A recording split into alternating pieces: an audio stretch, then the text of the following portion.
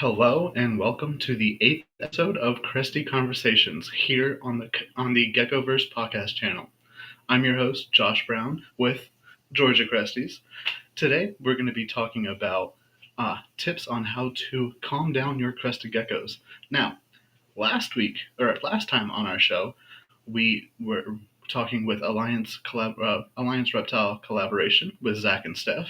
We were learning the Reptile show's do's and don'ts. So if you're going up to a Reptile expo show anytime in the near future, go ahead and check that out so you know what to look for and what not to look for when you're at a Reptile expo. All right, so welcome in, welcome in. Thank you for being here tonight. Now, I know what a lot of y'all are saying.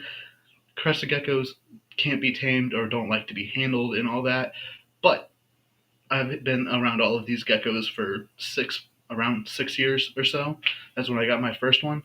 And you can build a bond with your crested gecko and you can have them be really calm most of the time as well. It just depends on how you handle your geckos and how often you handle your geckos. So, without further ado, let's get into some tips and tricks on how to calm your crested geckos down. All right, so when you first get your crested gecko, you're going to leave it alone, okay, for 2 weeks. You're going to leave it alone. Now, I suggest you always have it in a place not in front of a window, but in a place where you're going to be walking by a lot, okay, so that your gecko is going to see you. Okay, get used to your voice, or start getting used to your voice, start getting used to your patterns, when you're home, when you're not there. And of course, you're going to be misting them every day and feeding them every other day, but try to handle them as little as possible so that they can acclimate to their new environment. It always takes a while for you to settle into your new house. They need to as well. So 2 weeks, you are not going to be handling them. And then before that, I apologize. The main thing that you want to look for when you're breeding crested geckos, or when you're getting a crested gecko, you want the parents to be calm, okay? I only breed calm geckos because I do believe that calmness or craziness in this instance can be passed down, okay? I like to make sure I love to have calm geckos. I love geckos that can hang out with me.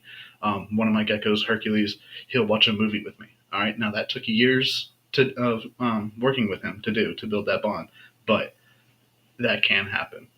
So breed calm geckos, or ask the buyer that you're getting the gecko from if the gecko pairing if the parents were calm. That is a great start getting a calm gecko. Okay, walk by the tank, have a nice sound, or just tell them about your voice. Be like, oh, hey, how you doing? Talk to your family, whatever's going on. Let them get to know your voice. The next tip I like to tell people is have a sound for your crested gecko, okay? Or all of your geckos. Whenever my crested geckos hatch, I always start out with like a tisk tisk sound like that. And ever since they hatch I haven't had one die, but until the end of their lives, I always do that. Whenever I'm coming into the gecko room, whenever I go to handle a gecko, I am always opening the tank, or when I go up to the tank, I'm making the sound. So that's kind of getting them in their mind trained to, oh, I'm about to be handled, or someone's about to be coming into my space. Kind of like Pavlov's dogs. Josh's geckos, if you will, okay? So you can train your geckos to get to notice your voice or a sound that you have, just so that they are more friendlier when you go to get them. Sound goes a long way. Speaking of sound, have music playing in your room as well. That's another good indicator, kind of like Pavloving them. Have music going when you're in the gecko room, when you're feeding them, cleaning the tanks, whatever, because they will respond to sound well. Sound and music. I've told you a few weeks ago when we had DJ from Wayne's Geckos on the podcast that I had this guy right here get out, and I was freaking out, looking all over, and then I was like, hold on, let me calm down, let me play music. I always play music. Okay, so I started playing music, and I was looking around, and then I scanned the room, and I see him poke his head out. Okay, I just see like his nose and the start of his eyeball. I was like, oh, there he is. And so like I looked in that area like 3 times before and I didn't see him at all. So the music brought him out in that instance. I like to believe so, at least, because I couldn't find him before then, but now I found him. Whenever you're handling your gecko, you need to move slowly. When you come up to the cage, don't just run up to it. Don't just rip the doors open. Okay, move slowly around them, especially when getting them out of their tank. Getting them out, you're moving slow. You're going to reach under them. Okay, you don't go over them. If you go over them, they're going to think that you're a predator, like a bird, because birds are always flying in the sky. So if you are going to pick up your gecko, do scoop from underneath and then do very slowly as well. Sometimes I know people have seen it, breeders have seen it several times. If you're moving too fast, or if like, you bring your hand down like towards you real fast, your gecko will think that they're falling, and they'll automatically instill their falling mechanism, like safety mechanisms, where their mouth opens and it starts shaking, kind of like their whole body kind of shakes a little because they think they're flying through the air and they're waiting to hit the ground. So they spread eagle and then they shake a little bit. And so what you do to as quickly as you can, just kind of like go like that to kind of like get insinuate them like hitting the ground or something like that, and they'll stop. I tried. That's why I always like to move slowly. I don't like that happens to them, so I always try to make sure that I'm moving slowly so it is safer for the gecko and for myself. Don't grab from above. Now, when you go to first start handling your gecko, when you get them out of the cage, you're scooping them up like that. You're gonna walk them like a dog, okay? Just like this in your hands. If you give them a place to go, they will go to it, okay?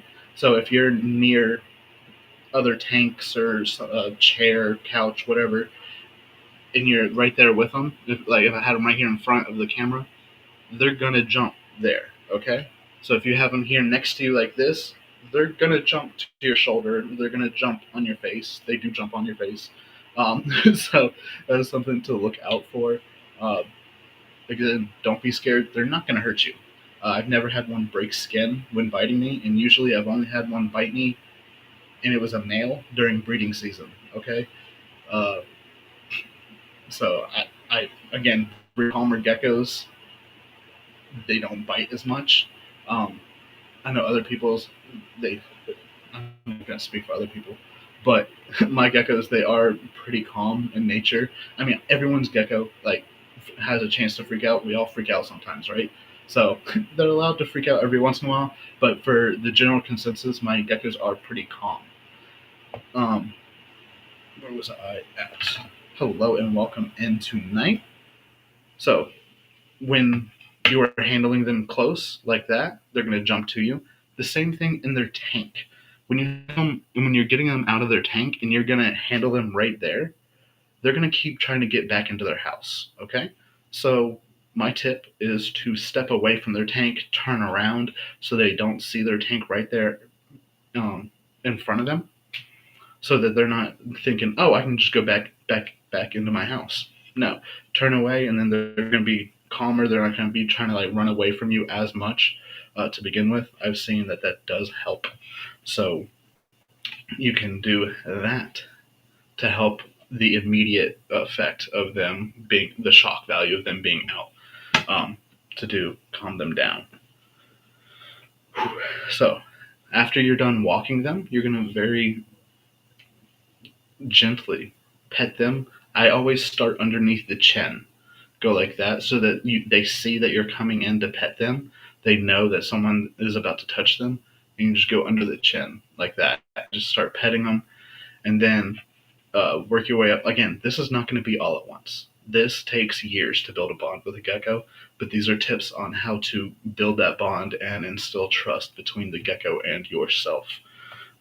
So you are going to just start going under the chin to start petting them so they get used to their touch. Then from there, I start petting at the base of the neck, at the dorsal. I don't pet the head because I see most of the time they'll like cower down, put their head down to the floor. So they don't like that. I always start at the base of the dorsal and I stroke down the dorsal, pet down the dorsal. Okay, pause. I pet down the dorsal, and so that gets them feeling that, oh yeah, there's someone touching them. I do not pet the tails. Every once in a while, I'll happen to touch it, not generally not on purpose, but they'll wrap their tail around my finger or whatever when they're jumping, and I'll touch it, or like whenever I'm misting their tanks and I open it up and their foot or toe is in the crack of the tub here, like right in there. I push it out of the way. I did it to Aphrodite here tonight, and she's gravid. She's breeding this season. So anytime you touch her when she is gravid, she does the little squeak, like that, like shakes her head and shakes her tail. I'm like, I'm just trying to not pinch you in the crack, okay? So calm down. You are good. So again, I don't go trying to pet the tail at all, but I do pet all the way down the dorsal so they start getting used to your touch.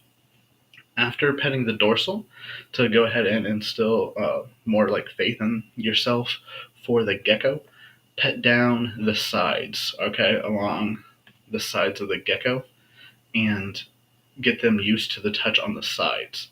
That usually takes a good of time to do. Again, all geckos are skittish. The best thing to do is be consistent, okay? They will be skittish if you are not handling them every once in a while or every so often. Like I handle my geckos pretty much every other day. The reason I do that is because I do not handle I don't handle a lot of geckos on feeding day. If you know, a lot of y'all get peed on and pooped on when you're handling your geckos. I I do get peed on and pooped on. Okay, I'm not gonna say it doesn't happen, but it is very less when I handle on non-feeding days. When I used to handle all of them on, not all of them, but when I used to handle geckos on feeding days, I would get peed on a lot. Okay, so if you don't want to get peed on, try handling them on the days that you're not feeding them and see how that works out for you. See how dry your hands are after that, or your shoulders. So you can do that to help yourself so you don't have to keep cleaning up your hands. And I also like to think they pee on you because they want to go back in. And so I'm like, you're not going in right now because then you're going to pee on me every time just to go immediately back into your tank. So I'll still keep them out for like 2, 3 more minutes, whatever they're feeling, just so that they know immediately that it's not like a reward. You pee on me, you get to go back into your house. So we're not raising brats, okay? You are going to be handling them, like I said, frequently every other day. Typically, starting out, you'll do 10 to 20 minutes. You'll pretty much notice when your gecko wants to go in. It'll stop like hanging out with you or like being around you as much. It'll start jumping up in activity again, or it'll not cower down, but squat down and like be flat against the ground or your hands or whatever you're on and want to go back in, and you'll notice that and go, okay, he needs to go back inside his cage. That could be because he's thirsty, because uh, he's hot or whatever from being on you.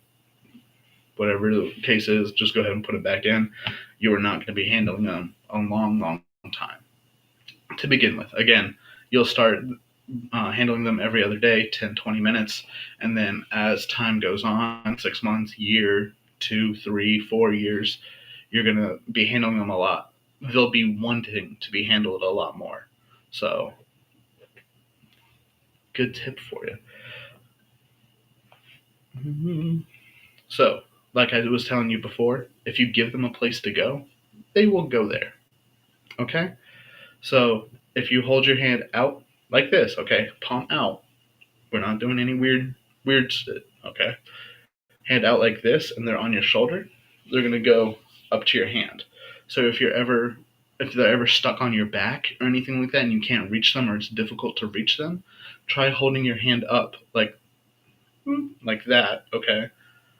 Hold your hand up, and then they'll, whenever they turn around, hold both hands up, whatever, and they'll see that it's higher up and be like, oh, I want to go up there because they're like arboreal in nature, nature, and they want to go to the highest place. So you'll get them, and you'll have them in your hands again, and you can keep walking them. Okay. So, like I always said, I have geckos that love to have. They have their own little place. Bo and Hercules. Bo likes to sit on this side. Hercules likes to sit on this side. The majority of the time, they move back and forth. So start doing that as well to start getting them used to being around you as well. It doesn't even have to be just doing whatever just in the gecko room. I encourage you to walk around with them in the room, in the house, whatever it is, whatever you're comfortable with. Start in the gecko where you have the gecko at. So if they jump off and start running around or whatever, that is good. You still have them controlled in a environment they are contained in. Let's see. So yeah, walk around with them on your shoulders and let them get used to their surroundings. They're gonna be used to seeing out of this plastic cage. Let them see what's around so they can get more used to. They'll be calmer around everything that you're doing, and they are interested in like what's around. I have when my geckos are on my shoulders and just walking around, they're like, "Ooh, what's going on? What's going on?" And I try not to give in to them. Like if I bend over a little bit and they walk onto the middle of my back, I still stand up at a reasonable pace. Boom, like that. I don't stand up immediately, but I gradually stand up, and then they will climb their way back onto your shoulder. So if you keep doing that, bending over, whatever, trying to grab them, they're going to just go all the way down your back, and it's going to be hard to catch them or whatever, or handle them. And so whenever I'll have them on me when I'm misting all of my tanks. So, and then when I'm bending over, they'll want to like jump in, or they'll try to jump into other people's tanks. Geckos tanks, and so I just try to stand. Like I'll lean over to spray the tanks and stuff, and they'll like come over in the front of me or go down my back, and I'll just stand up, and then they'll crawl their way back because they want to be on even ground most of the time.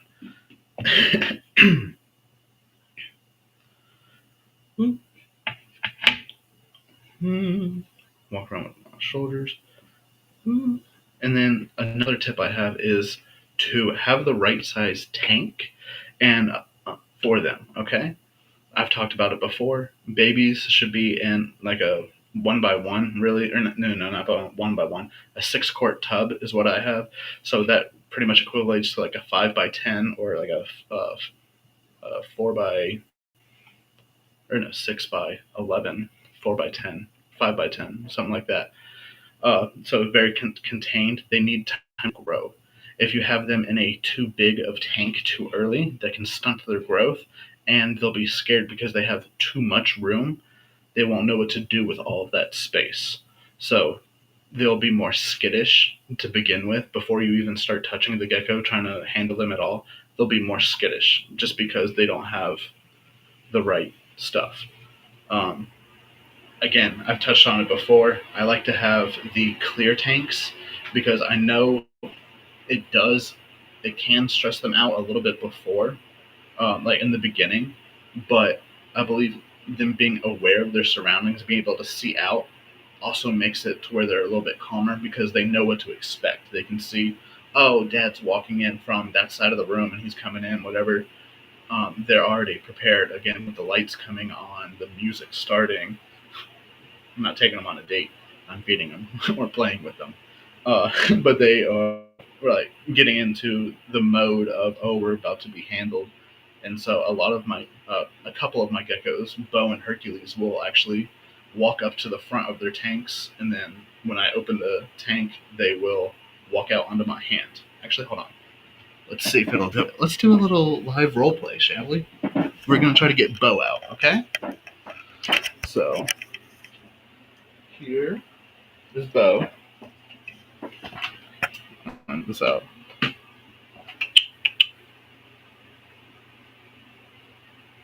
here, bud.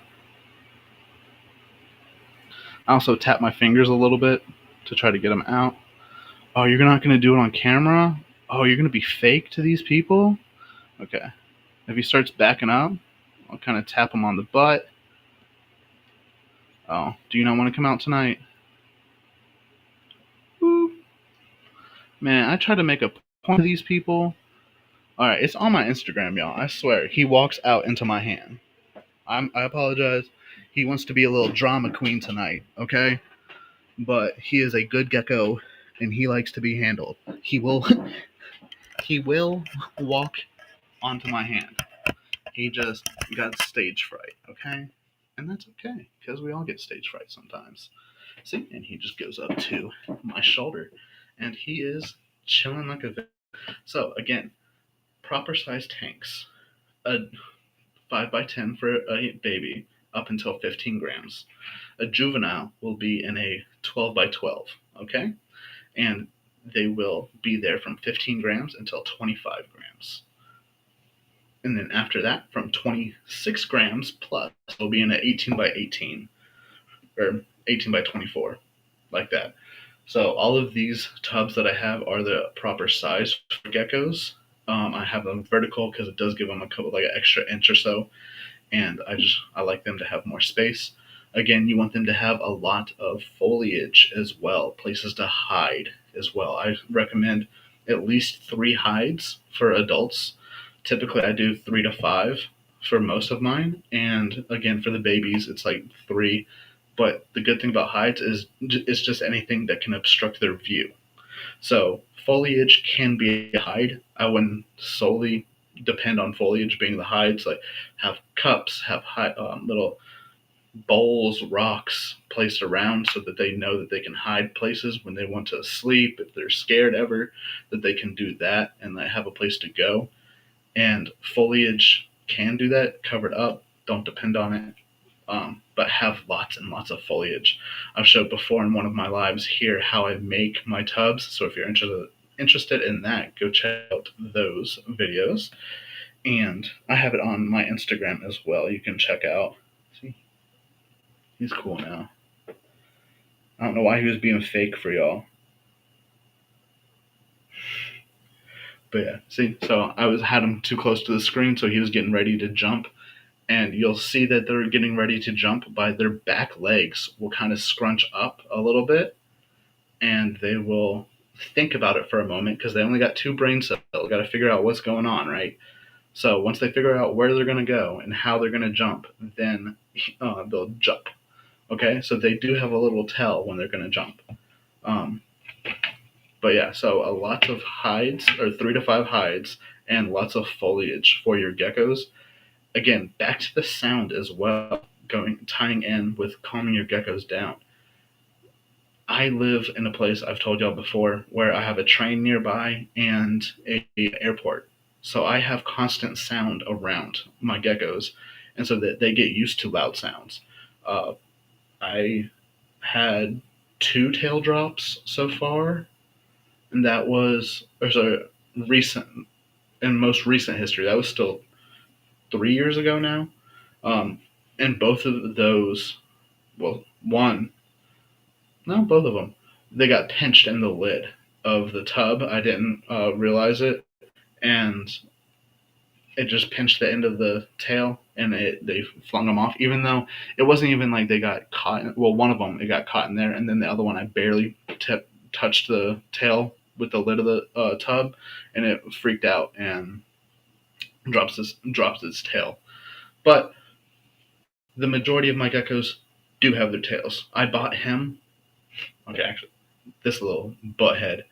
I bought him at 4 years old, and he had his tail.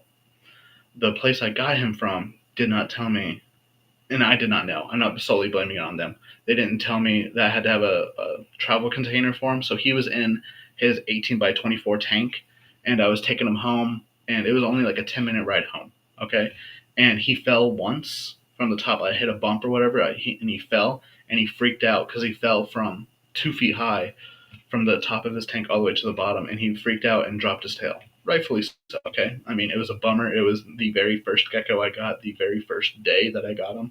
But other than that, the only geckos I have here that are frog butts are ones that I've purchased, not bred.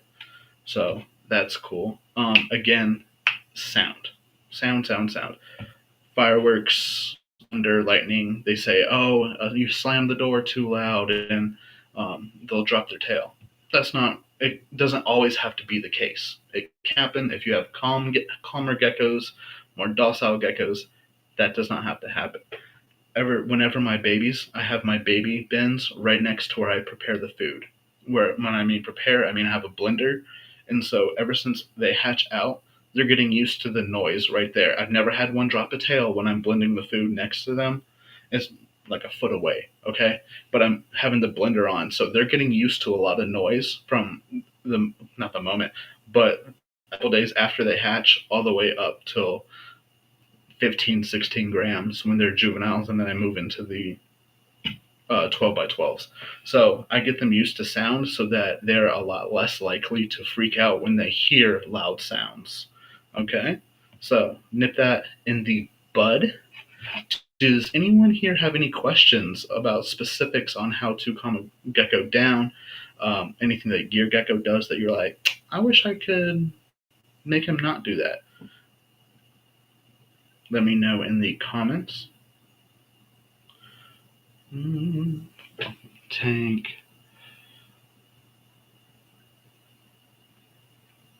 Because, yeah, that is pretty much all that I have for this episode of Crestie Conversations.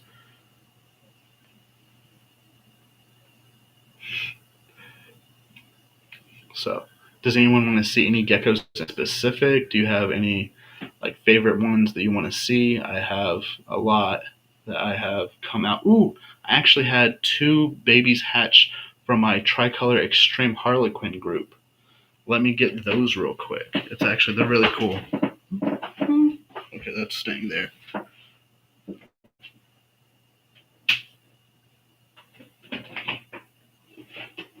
Okay, so these are from Tiger's Eye and Olympus. Olympus is a tricolor male from Country Girl or Southern Girl Exotics. That is who.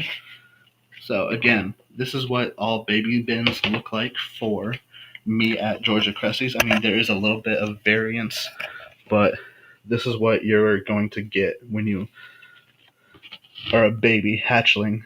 Don't mind the poop, okay? I cleaned them on Fridays and Saturdays.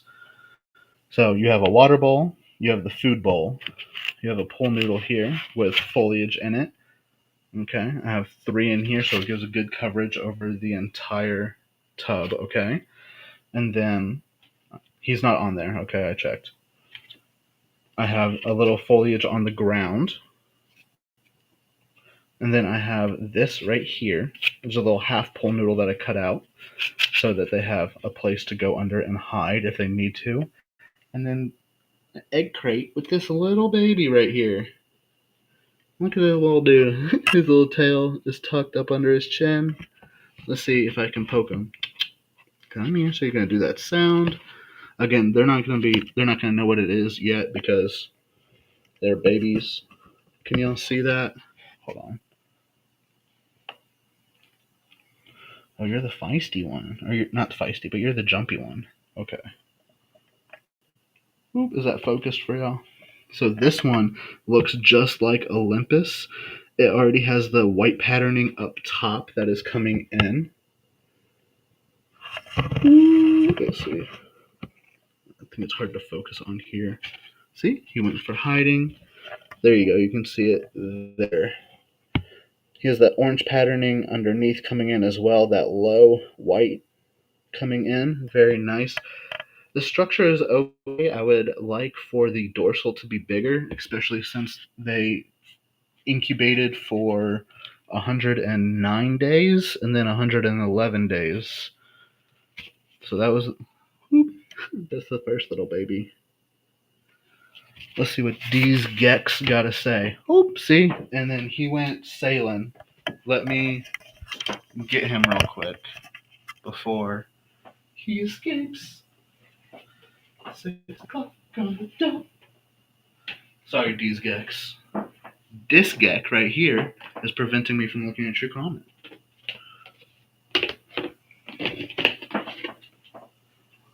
Let's see. I've got one that is newer and fully freaked out when was gonna clean its tub. It's mid-sized and has tail, but it ran out the tub, up the wall, tail moved a bit, it ran again and moved its tail, etc. I was lucky to stop it on the wall with a tub and get to it, jump into its enclosure, but it didn't drop its tail, but it's pretty observing even in the day. Yeah, so actually something about that, a little tip on how to get your geckos to stop throwing their tails or to like calm down. Let me put you down there. So I've had a couple geckos before that um, have started throwing their tails, and then I've actually successfully been able to coach them out of dropping their tail, and they kept their tail. So how did I do that? Whenever your gecko starts freaking out or anything like that, for these gecks or anyone out there, my first, dang, I can't get this right. Okay. The first thing I do when they start freaking out, I leave them alone. Okay? Leave them back up, let them freak out, let them do whatever. Uh, Leave them alone. I back up like 5 feet, give them their space. You know, just like COVID years, 6 feet distance, back up 6 feet. And so then when they're not feeling pressured anymore, like something's over them, again, because we are a lot larger than they are, okay? So they're seeing you 1,000 times bigger than them, chase them, trying to grab them, they're going to freak out. So just back away, and you'll have a pretty good chance at them calming down and not dropping their tail. Let's see what D's Gex got to say. I was lucky to stop it. Okay, I read that one. Doing my best to not let it drop its tail, but not sure how to go about it. Yeah. So that's how you go about it. Leave them the heck alone for a couple minutes, okay?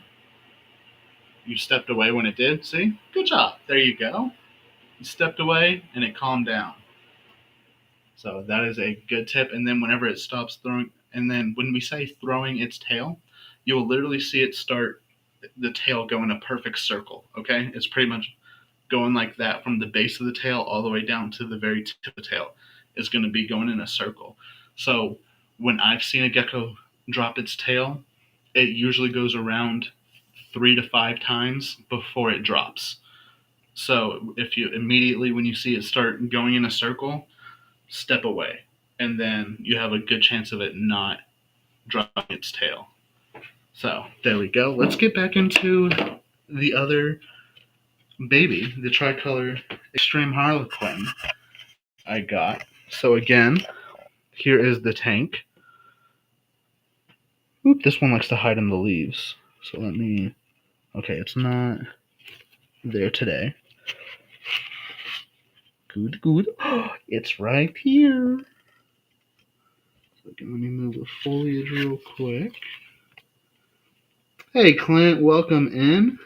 Gecko Yogaya, good to see you here. This is the latest baby that I've had hatch here. It hatched on 7/3. So this one, I like it. It has a lot better structure. Okay, it has good crests. That dorsal is nice and wide. And then look at the pattern already. I don't know if it's in focus there, but it looks just like Tiger's Eye, and it actually looks like uh, Olympus's mother as well. So I thought that was pretty cool. It has that orange, and then it's going up almost all the way to the top of the dorsal right there. I don't know if you can see that, but yeah, and then it has the white underneath. My goal with this project was to have that white and orange come up almost all the way to the top of the dorsal, and then I'm hoping as well. The mom had the white spot trait, so I'm hoping that comes out as the drippy dorsal trait, these babies here. So that'll be something cool to look forward to. Again, I have 6 other eggs from her incubating right now. It's her first year breeding. Very cool, very cool. So let me get this back. Boom. Oh, and let me show you this other cool thing real quick. These Geckos. Yes, it didn't start full circles, but it seemed it was starting 2 different times. Yeah. So yeah, you did the right thing there, making sure that you step away from the gecko and let them calm down on their own. I know you're at a weird angle right now, but calm down. I'm gonna move you in a minute, okay? Oh, hey, Clint. You doing all right, Clint? You been doing good? I appreciate you always sharing my stuff. That's awesome, man. I love that. That's a big help, and I appreciate the hell out of you for it. So this is what I did the other day. Let's see if you can see that. All of these are the juveniles that I had moved up from the baby bins to the 12 by 12 juvenile bins. I posted a video of it today and 2 or 3 days ago of babies being moved in. Let me see. How long is this cord? You can't see that there. Let me get the tank and I'll show you the first lily white that I had. His name is Walter because he is a lily white. His dad, this is the tank, okay? Let me put it down and I will grab you again. So, hey everyone, we are looking at Georgia Crestie tanks, how I keep my tanks. We were going over tips and tricks on how to get your gecko to calm down. So if that's something you're interested in, scroll back in this video and check that out. But so this is a Georgia Crestie tank for juvenile crested geckos. Right there. Okay. And then this is Walter. Right here. Again, I said he was from a Lily White Heisenberg. So going along with the Breaking Bad theme, I chose Walter. Oh, that's not good. You can see him there. Let's see if I can get him out. Again, my juveniles are jumpier than my adults because I haven't been able to handle them as long as them. Boop. But so you see I have a hide here, the cup. Okay, let's see. Right here, I have the cup. Okay, I have a little. This is from a Costco ice cream. Okay, it's a half coconut that I cut down a little hole so it could be an entrance. And then on this side over here, I have another. It's like a little pencil box holder. I wedged up into the side, and then again you can see lots of foliage on the sides around it. And then I also have the egg crate on the bottom as well. Again, food bowl, very important. Or sorry, water bowl. Water bowl, food bowl. That's the food bowl. Water bowl. Give your geckos water daily. This right here, condensation, is not enough. Okay? No. Yes. Good. Very good. Very bad. I mean, it's good to have there, but not for only water source, right? Okay, so yeah, and then I have another leaf on the bottom there.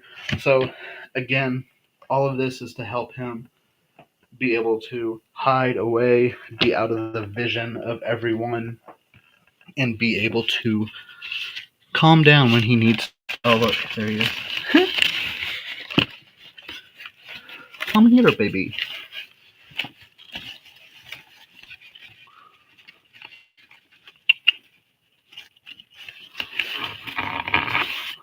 So here is Walter, and Walter's poop. Okay, there we go. So this is Walter. The other cool thing about his name being Walter is that my friend Jake Walter, that is his last name, and Jake is the guy, you've heard me talk about him here on the show before. He's the one that got me, see, he's going up to my shoulder, like I said he would. Jake is the guy that got me into reptiles to begin with when I was at Kennesaw. Kennesaw State. Hooty hoo. But yeah, so this one Amazing structure on him, okay? Look at that. Huge head, very short mouth, and look how wide that dorsal is. There we go. There we go. Look at that. And then he is very drippy as well on the sides. And he is, I think, 18 grams. And I always love how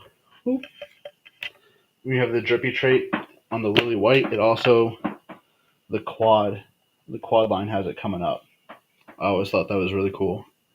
So yeah, I got all those 8 done the other day. And I have one more to make, but that'll be for this weekend. So again, thank you everyone for joining me on the 8th episode of Crestie Conversations. That wraps up our show for the evening. Thank you for joining, and I hope to see you on the next episode of Crestie Conversations. Thank you all, and remember, keep it Crestie, bestie.